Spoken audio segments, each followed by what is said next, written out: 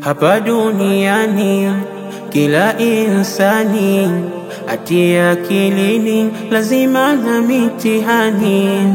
Mimi na yangu na wewe una yako, tumuombe Mungu atupe subira twendako, tusibaguane na tusichekane na tusisemane, ya kheri tuelimishane.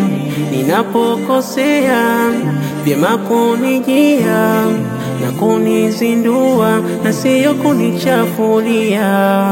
Nani kiumbe alokamilika hapa duniani, hakuna lonaye sifa, Manani pekee ndo anaisifika, sio wanadamu, majini hata malaika.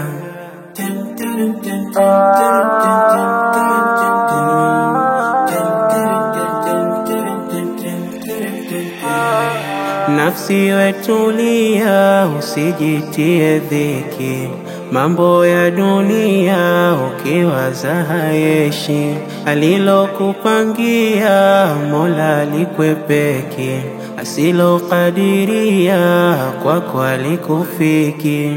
Nachokuhusia ewe yangu nafsi, stresi za dunia usizipe nafasi, mengi wataongea kubwa ngombe Rabbi, atapokupokea kwako awe radhi.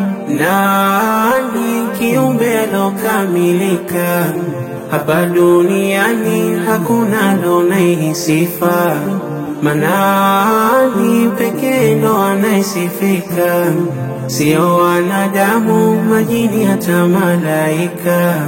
Hivi ni kwa nini, ina faida gani kujitia motoni kwa dhambi yako ya ulimi? Ghiba na mima zinakula mema, Mtume amesema twapaswa tuache mapema. Kusengenyana kwa yasiyo na maana ni hatari sana, tutakuja juta kiyama. Tunapokosana sio kugombana, vyema kukutana, haraka kusuluhishana.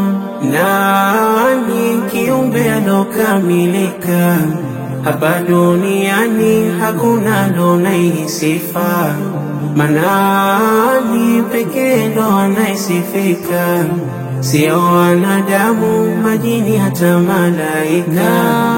Nani kiumbe alokamilika hapa duniani, hakuna lonaye sifa, Manani pekee ndo anaisifika, sio wanadamu, majini hata malaika.